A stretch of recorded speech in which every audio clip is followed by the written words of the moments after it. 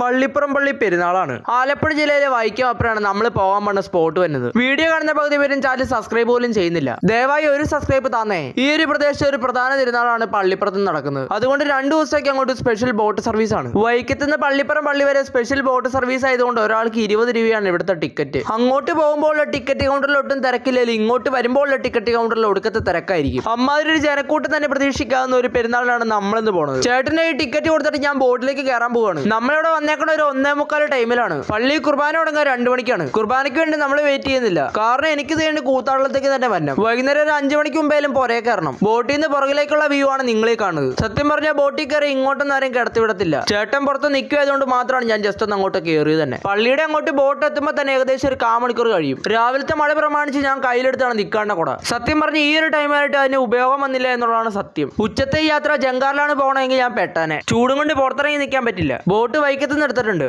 Subscribe ചെയ്താൽ വീണ്ടും കാണാം.